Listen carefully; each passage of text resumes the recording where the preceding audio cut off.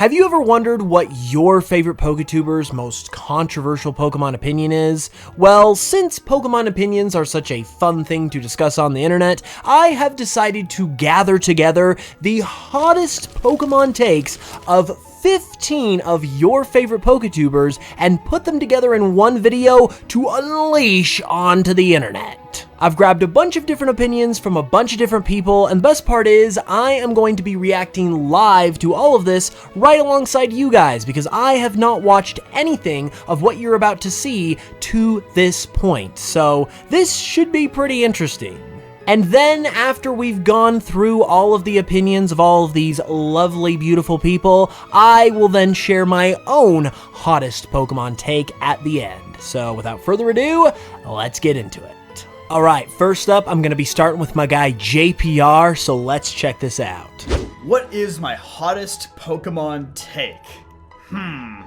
Well, Mr. Hoops, I saw your Legends ZA reaction, and I have a feeling that you're not gonna like this one very much, but I don't really care for Mega Evolutions all that much, I gotta say it. Like, I don't hate them by any means, but I do feel like they're just a tad bit overrated, honestly. Like, a lot of them are just kind of like blatant fan service for Pokemon that didn't really deserve them, like Garchomp or Metagross or Salamence, and then you have Charizard who has 2, I'm never gonna get over that, that was just stupid. And there are Pokemon like Sableye and Mawile, it's like, okay, you acknowledge these Pokemon are bad and they need buffs, but like, they need something more permanent. They need like an actual evolution and not something like a Mega Evolution that's just around temporarily. I'm not a big fan of like temporary form changes in general, honestly, because like you can't play with him a Pokemon Ami or Pokemon Camp or anything like that. They're purely for battle. They look kind of weird too, like design wise, like they just have like spikes all over them and crazy hair. They're like G-Maxes, for example, like those are creatively designed Pokemon. They're all based in like real life big things and like they're really satisfying to look at.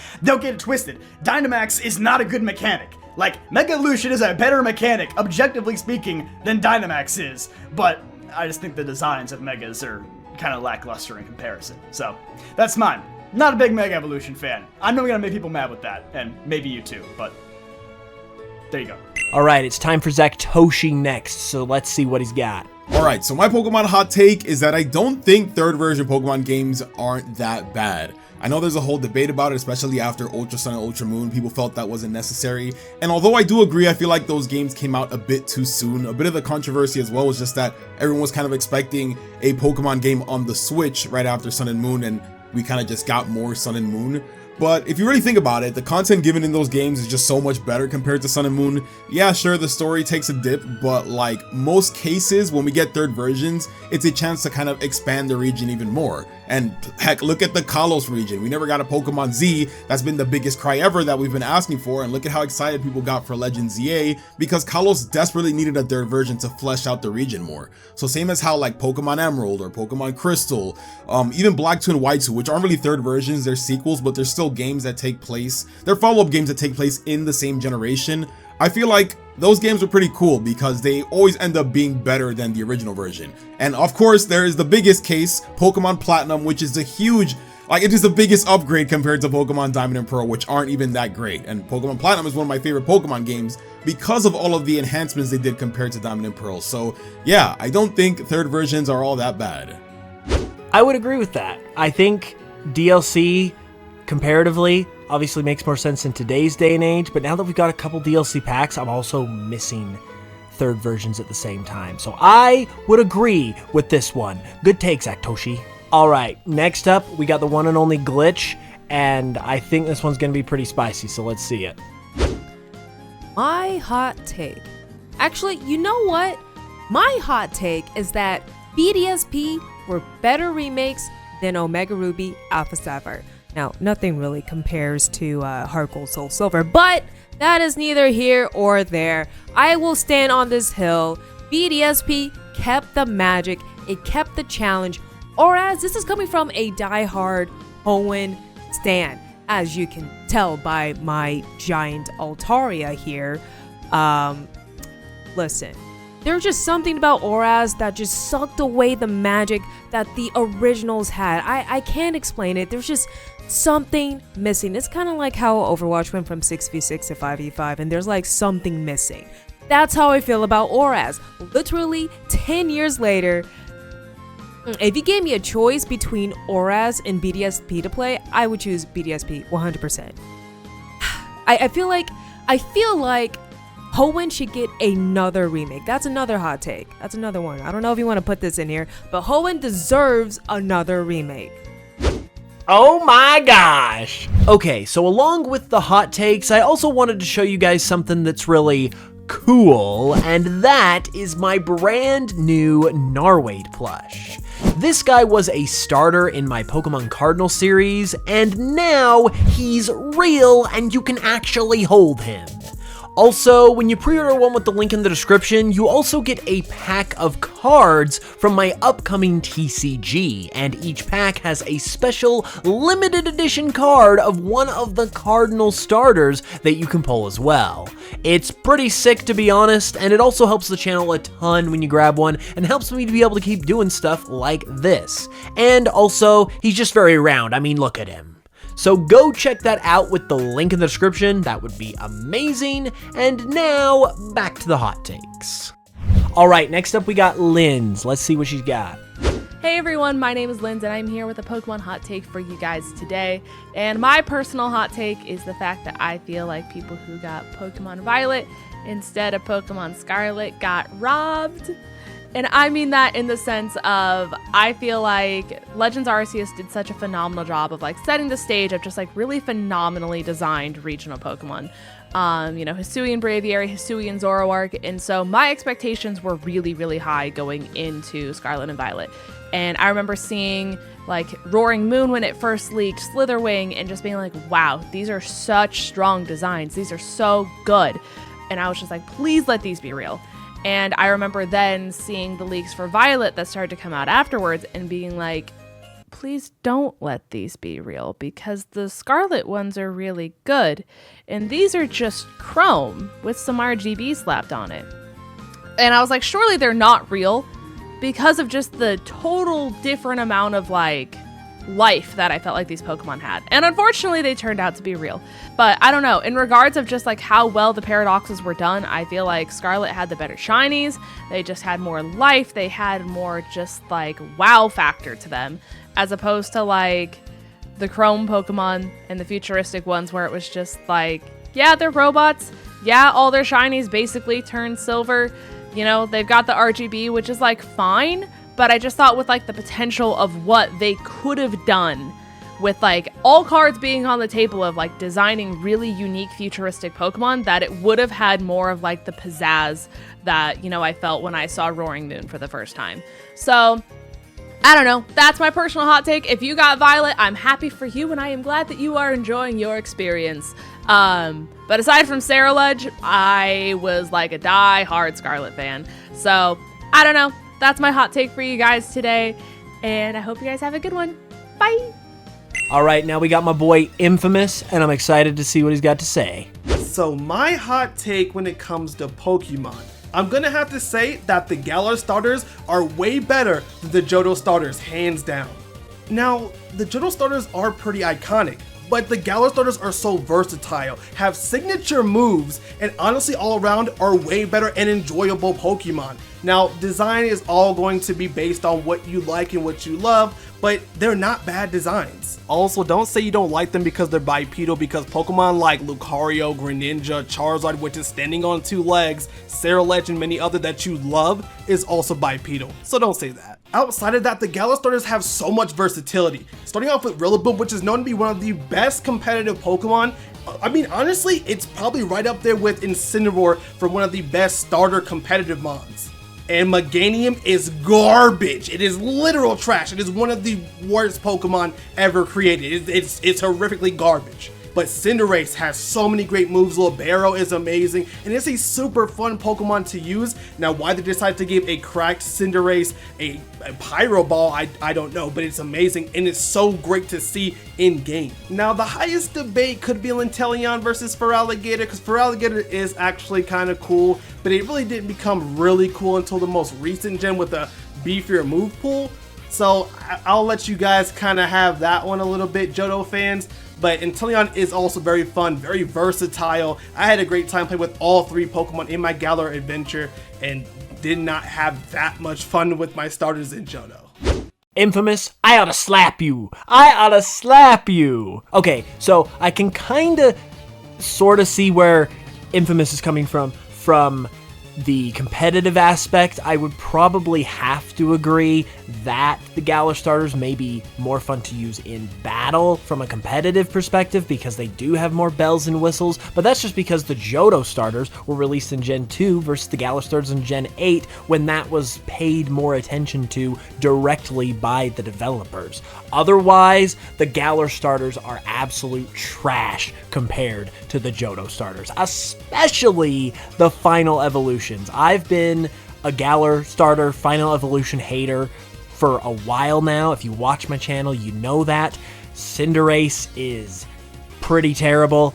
Inteleon is also terrible, and Rillaboom is like the best one of them all, and it's like as bleh as it gets. And like he said, that is an opinion thing when it comes to their designs, but oh my goodness, I can't fathom how you would think that. Next up we got HoodlumCallum, and I have a feeling that this should be pretty good. My hot take is that Pokemon Legends Arceus controls are terrible. The game itself is great. It's one of the best, if not the best, Pokemon game on the Switch. But I don't like the button inputs that you have to press. Why do I have to press up on the D-pad to pause the game? Why am I pressing the Y button to jump? If you're going from Pokemon Sword and Shield to Scarlet and Violet to then Legends Arceus, it just controls so poorly. There's no like consistency between the games. The buttons are just like everywhere, and I just wish there was a bit more fluidity between the games, that's all. Not to mention swapping between the ride Pokemon in Legends Arceus just feels really clunky. Overall, not a big fan of the inconsistency between the games. Okay, next up I've got SoulSilverArt, who you may know from Twitter. He does a lot of stuff on Twitter, and I wanted to get his hot take here because he, in my opinion, tends to have some very hot takes. So I'm very excited to see what he's got to say. Yo, Hoops. Thank you so much for having me on. I guess my hottest take that I can give to you today is that I think the Paldean starters are actually the worst final stage starters that we have currently. I don't think that there's any other starters that are worse. It's sad to me because as first stages I loved them, and then they become their final stages, which are very disappointing to me. Meowscarada I think is very forgettable and is overshadowed by Florigato. Skeledirge is arguably the best one, but it's just so complicated. Like, its design is too complex, and then its flames look like hair. It has a bald white head and a bird on the end of its nose that makes it look like a clown, and I cannot unsee it no matter what, no matter how much I try. I also think it should have been bipedal. When it stands up, it looks way better. And then there's Quackaball, who is another hot take. My least favorite Pokemon currently, right now. It just has pants. It has bell-bottom pants that lead to these toes that are really swollen. And I know the toes have a purpose and an inspiration behind them, as all of these designs do, but it just is unsettling.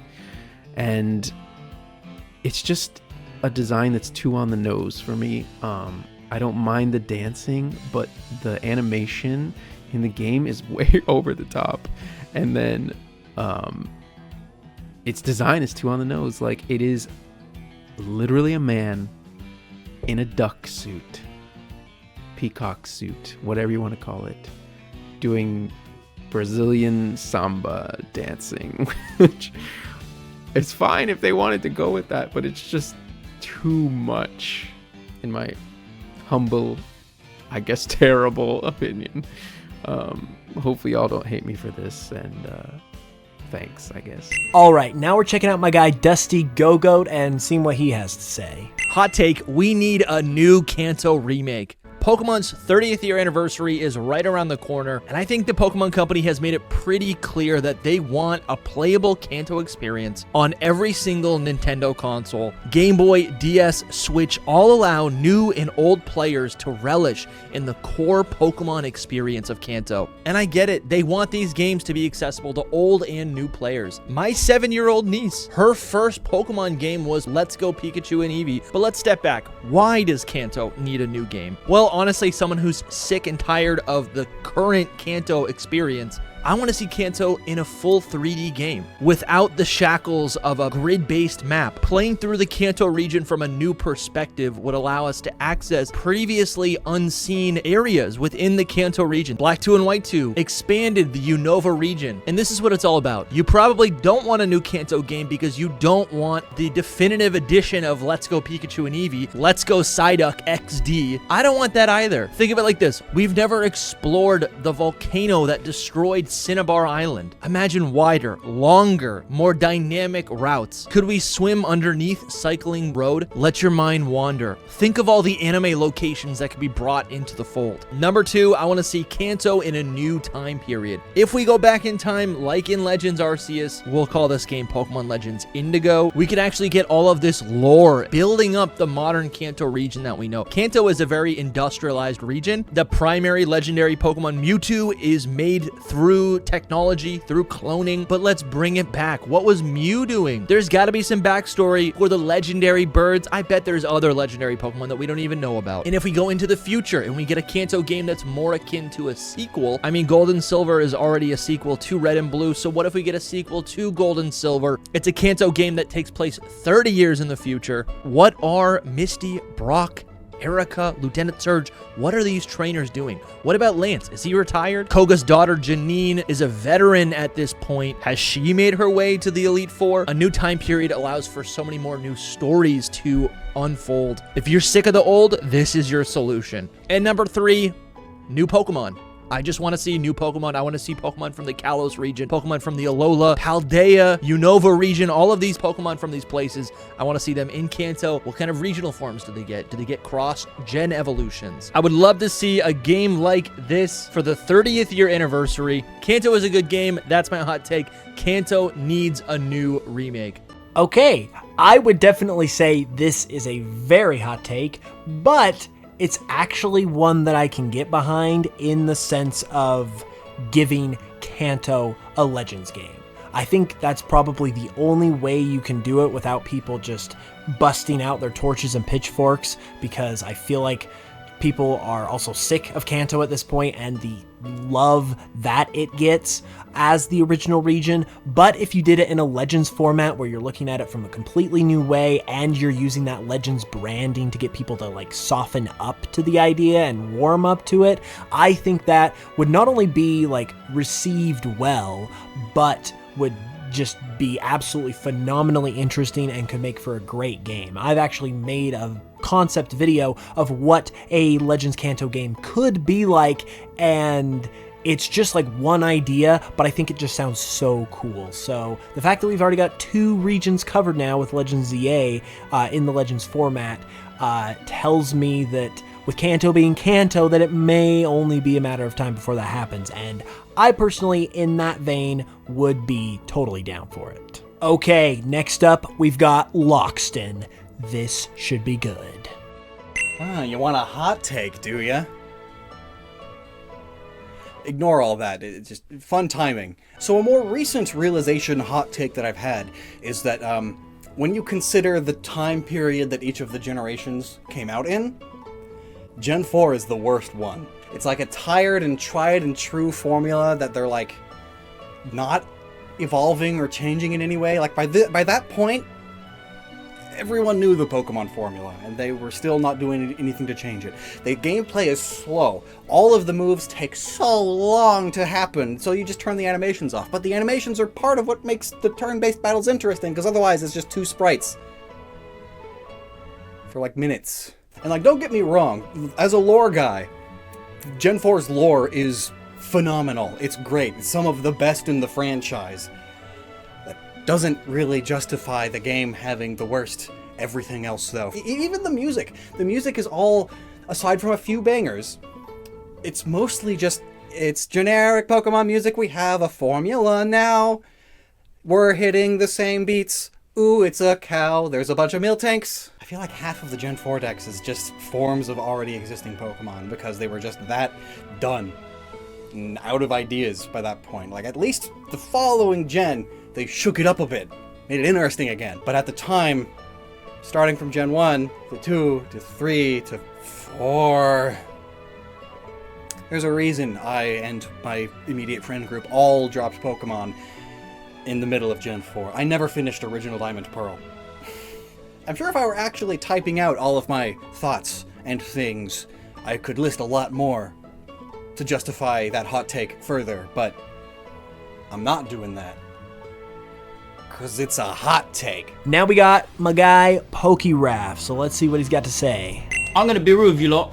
Greninja is not Ash's best Pokemon, and I can prove it with various reasons. First of all, I haven't even got a plushie for it, and even though I do the Zactoshi Gaga meme, that shows a lot. Let's now talk about Ash versus Elan.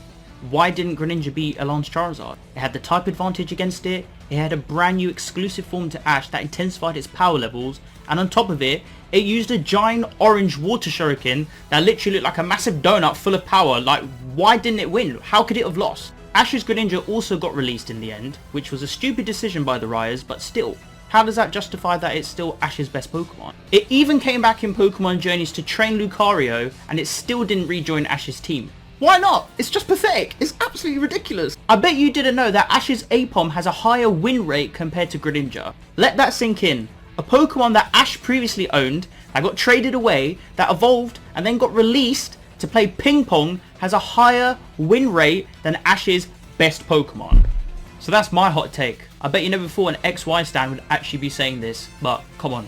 Let's not be deluded and be a little bit logical about this, right? See you in the comment section down below where you can rage together. Okay, now we're gonna see what Cuppa Phee has to say on this subject. What are my Pokemon hot takes? Well, so let's just start with the big one that I think is probably a little bit controversial. I think that Pokemon Heart Gold and Soul Silver are overrated. I think they're kind of mid. Okay, so hear me out. So I didn't actually grow up with Pokemon as a franchise. I was more kind of run around in the forest and pretend to be a dragon kind of kid. And also my parents couldn't afford Pokemon games. It is what it is. So I didn't discover Pokemon until I was like 14, 15. And by then we were like solidly in the 3D era. So I never like had the joy of going back to play all of those old games. So when you go back to them, they are so clunky. so clunky. Yeah, so if you go back to all those old games, like they're cute, the art style's nice, like it gives you nostalgia, I guess, but like they are so clunky. They are incredibly slow. All right, next up we got my guy True Green 7. Let's see what he's got to say. I guess my controversial opinion is that I very much prefer the Sword and Shield art style over Scarlet and Violet's. While I do prefer Scarlet and Violet as, games, I'm able to judge every individual aspect of every generation separately, and while the art style that one prefers is kind of subjective, I do believe there is some artistic merit to this specific opinion. Now, art style and art direction are the conscious decisions that the artist designing, making the games actually made. I'm not talking about like textures or, the rushed ones or the bad textures in Gen 8, especially the ones in the, the original Wild area, because I think the later, the DLC stuff, I think the textures were pretty good. But since the Pokemon textures in Gen 9 are definitely superior, I'm kind of talking about colors and the look of the characters, the lighting, the rendering, the set dressing. That's what I think makes up the art style, and I think it's just better in Generation 8. It was more of a natural progression of the Pokemon art style, and actually fixed some of the problems that people had with the 3DS era art style, like finally saturating the colors of the Pokemon themselves. And I'm actually a fan of the outlines on the models in Generation 8.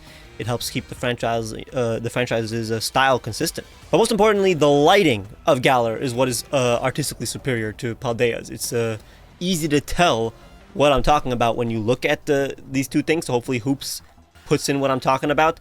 So the sunset and the shadows, that's what I'm talking about. Galar's environments are vibrant and use color theory quite well. I mean, look at the pinks and oranges along with the shadows that, like in real life, aren't just black, which they are in Generation 9. In Generation 8, they blend into the lighting of the environment, while the sunsets in Paldea are bland, without any harmonizing colors. And in every sort of environment, both the shadows on the ground and on the people and the Pokemon are just black. That's not how, shadows work in these sort of environments. Things are supposed to have warm or cool tones, like in Generation 8, but in Generation 9, they don't. It's just white or black. I mean, look at the difference in battle. In Generation 8, the highlights and shadows have a warm or cool tone to match the environment and the time of day. But in Generation 9, no matter where or when the battle takes place, the shadows and highlights are black and white. In my opinion, they knew how to use color in Generation 8.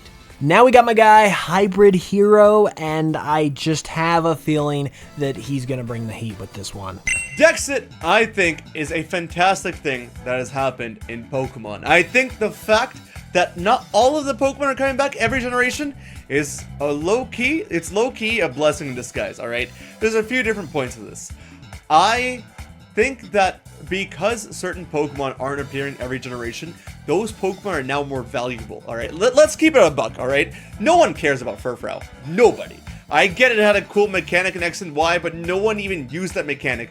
But now that Furfrou hasn't been in the game for however long, people are looking forward to seeing Furfrou in Legends ZA. You would never ever care about Furfrou or ever think to look forward to seeing Furfrou in a game unless it was for a dex cut.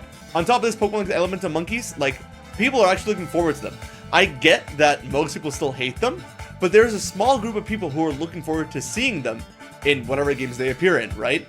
So I think having a limited dex always makes it so that you look forward to seeing your next Pokemon. Okay, this one might cause a riot or two in the comments, but you know what?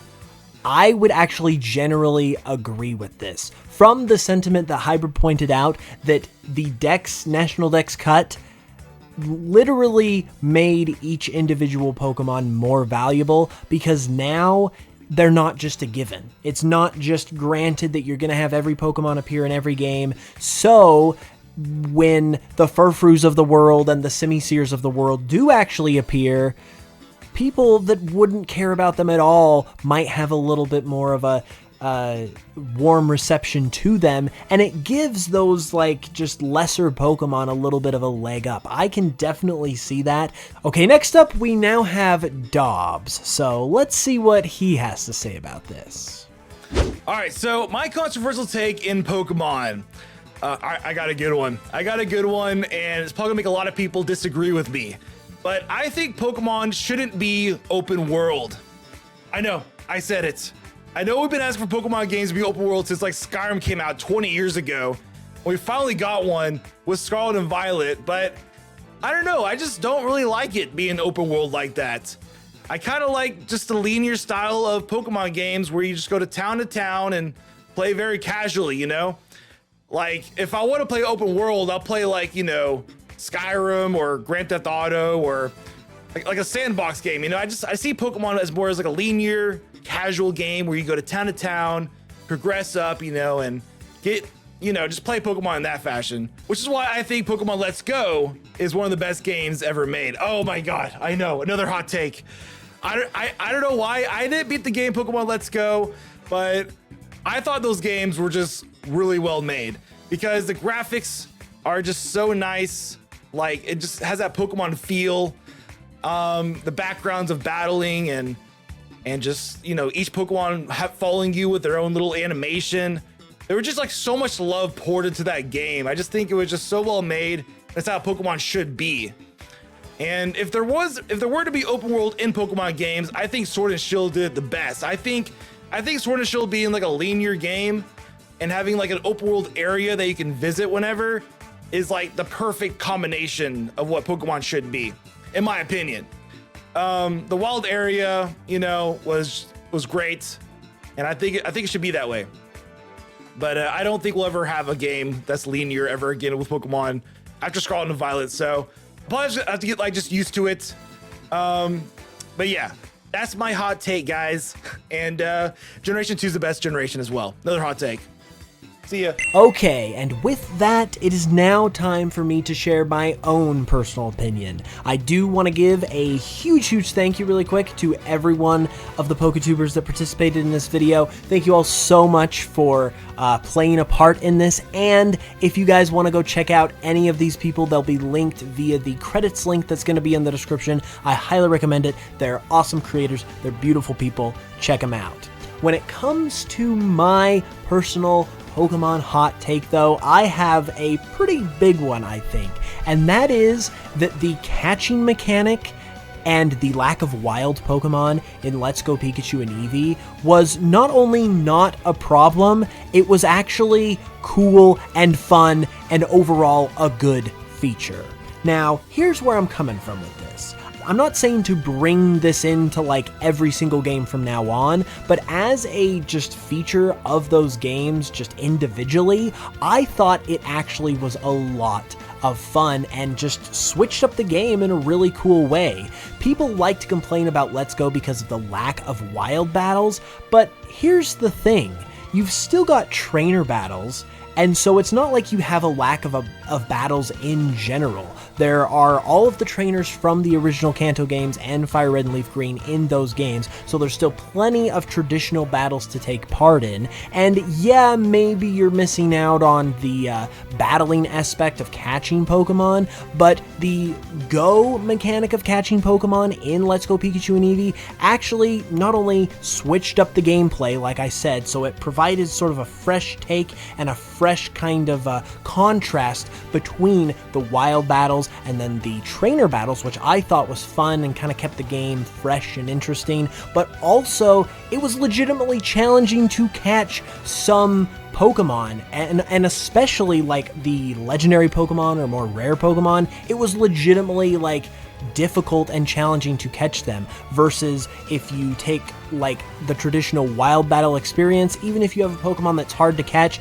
it ultimately just comes down to waiting out the RNG for it to play in your favor. That's what a hard Pokemon to catch amounts to in the traditional Pokemon gameplay experience. But with the Go factored in, and you had to time your throw right, you had to kind of just angle it right with the motion controls, and then for Pokemon like Mewtwo, you also had a timer with which you had to like beat it and then try and catch it. It just added way more actual challenge versus just kind of waiting out the mechanics of the game and just hoping that your 50th Pokeball actually works. So personally, I had way more fun catching Pokemon in Let's Go than in like a traditional game, and so I don't think it was a bad thing at all, especially because battles were there in plentiful numbers with all of the trainer battles. So that's my hot take, and I'm sticking to it. That is going to do it for this video though, so if you guys have any thoughts on all of these hot takes, or if you have any of your own, be sure to leave them in the comments below. And if you liked this video, be sure to leave a like on it as well. Helps it do well. Subscribe if you haven't already. And once again, be sure to check out all of the other PokeTubers and creators with the credits link in the description below. Once again, thank you guys so much for watching. I really appreciate it. And until the next one, as always, I will smell you guys later.